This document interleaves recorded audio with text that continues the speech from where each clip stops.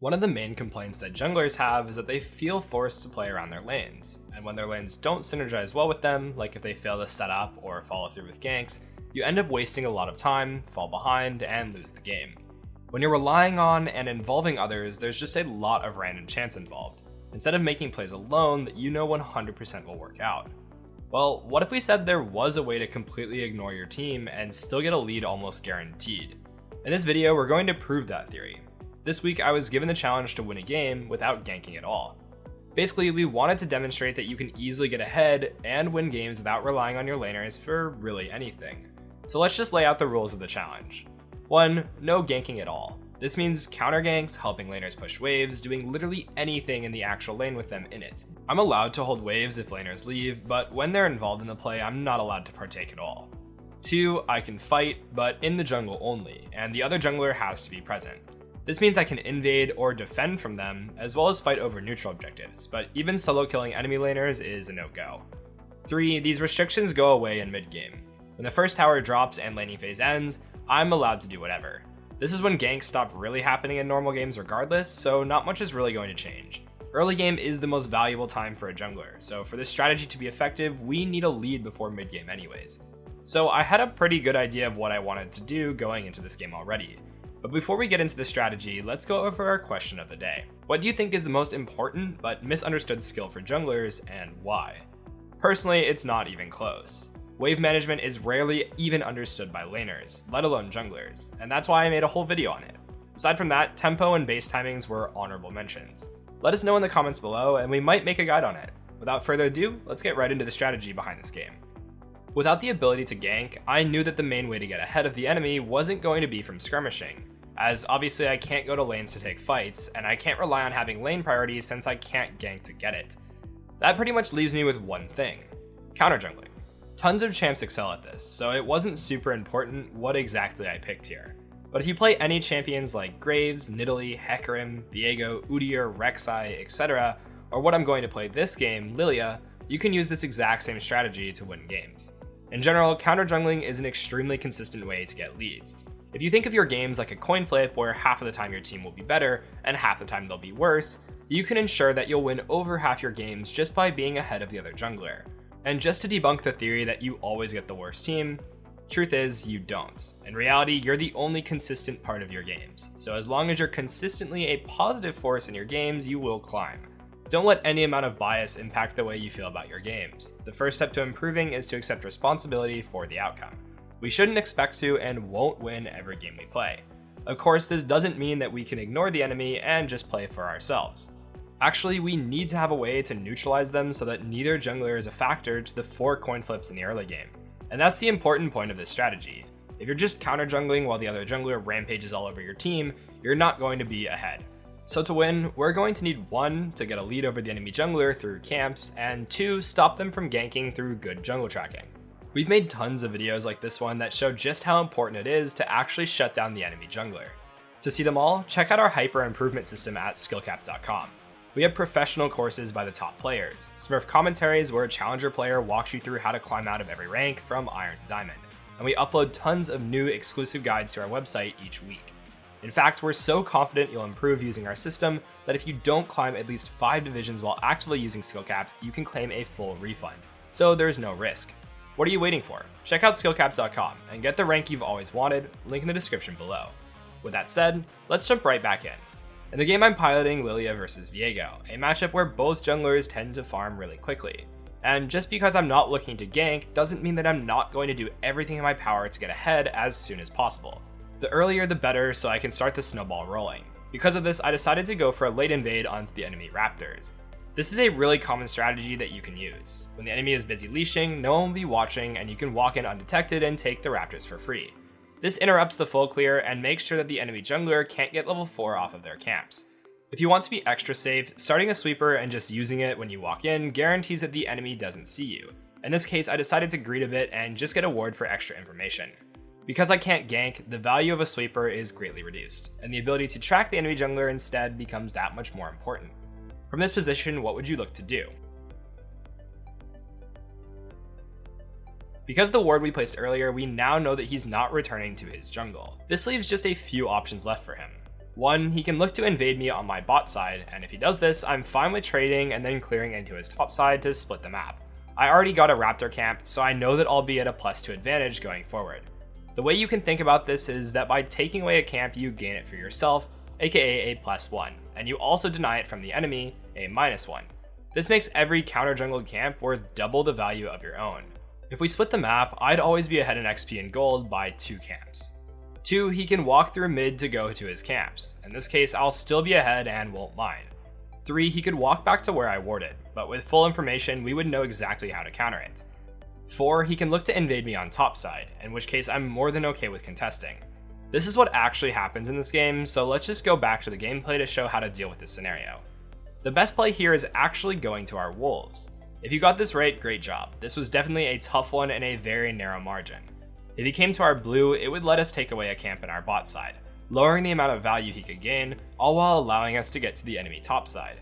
And if he invades our top side, we have just enough time to actually meet him on it and fight, or in the worst case, contest with smite.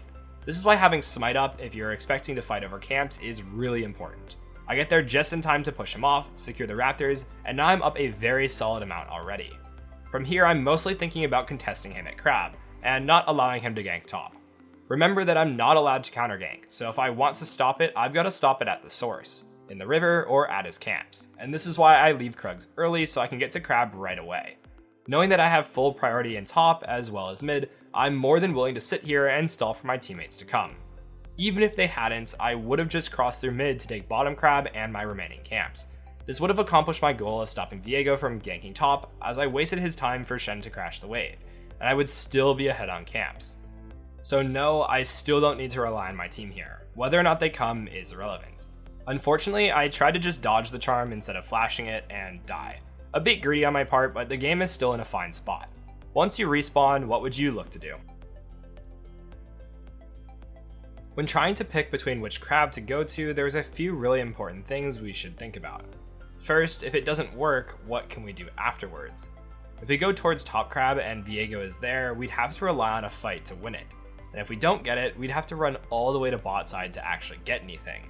If we go towards bot crab, not only will our camps be up as a backup option, but the enemy raptor camp is respawning soon, as we started it and have the timer on it. I end up going towards bot side, and seeing that my bot lane doesn't have prio, I don't really want to contest Viego at crab. I start stacking up my passive on blue, and seeing that Kai'Sa walked to the right towards the bush, I feel comfortable walking into river now. However, I'm not going to go for crab once I see that he's not here, even though it's right in front of me. I want the biggest advantage here, and I know I have a limited amount of time. I want both the crab and his raptors, so the order here matters a lot. You need to choose to do the riskier option first and then retreat to the safer option second. In this case, that means doing raptors into bot crab. I also got another really great deep ward to keep track of Viego once again. If I had done this the other way around, I would have 100% not gotten the raptors, as you can see Viego walk on my ward right as I finish crab. One really important note here is that I ping ideas for my mid laner. Knowing that her wave is already crashed and she has free time, I wanted her to check my raptors, since the only way Viego can equalize the advantage I just got is to take mine away. Notice how she doesn't do it, even though there's nothing else for her to do. Again, you can't rely on your teammates. It's good to ping ideas, but don't get frustrated if they don't do them. If 1 out of 10 times my mid checks the raptors here, it's worth it to do it every time. We want to reiterate that you're playing an odds game, and anything you can do to increase them, you should take advantage of. From here, I know that Viego only has his Krugs up, so I ping it and then spam ping my bot lane in the hopes that they don't die. Again, we're playing odds. If they die anyways, it's whatever, but if I can save their lives even some of the time, it's worth doing. From here, what would you do? If you were paying close attention to Viego's early game route, you should have noticed that he did red-blue Gromp. This means that he finished his Gromp right before first crab spawn, putting the respawn timer somewhere around 5:15. Because of our ward from earlier when I took his raptors, I now know that he hasn't re-entered his top side unless he recalled, and now I want to go contest the Gromp. This has the dual purpose of punishing him and getting ahead in camps, but also to protect my top laner from ganks if Viego did happen to reset. I get away with Gromp because he happens to stay bot side, but now I've got a 5 camp lead over Viego, and to put this in perspective, it may only be roughly a level and a half as well as 600 gold, which is large in its own right, but now he's significantly far behind when compared to the rest of the game. Remember that counter jungling is doubled in value. My top laner is level 7 to his level 4, and he's equal levels to the bot lanes. This is just not a good place to be if you're a jungler. He desperately forces a dragon because he has nothing else to do, and while I try to call my team off since they're fighting at a numbers disadvantage, they can easily just blow up the severely underleveled Viego. Because Shen ulti's a bot, I cover top wave just for the free experience, and then unfortunately have to act like I'm lagging because I don't want to troll my Qiyana by spectating her 1v1 fight. Oh no, I feel so bad. Actually, it's such a grief to do that. I continue looking for invades and to take away camps, and by the time the first tower falls and the restrictions on ganking are up, I'm up over 50 CS, 2 levels, and have more farm than anyone else in the game without interacting at all with the enemy team except for the first fight at Crab. As the game goes on, I extend my lead even further. As Viego picks up kills and the game is basically even, I'm up 100 farm and 3 levels on the enemy jungler, being the highest level in the game with very little kill participation. Counter jungling is an extremely effective method to shut down the enemy jungler and put the game in your control, all while basically not having to rely on your team at all.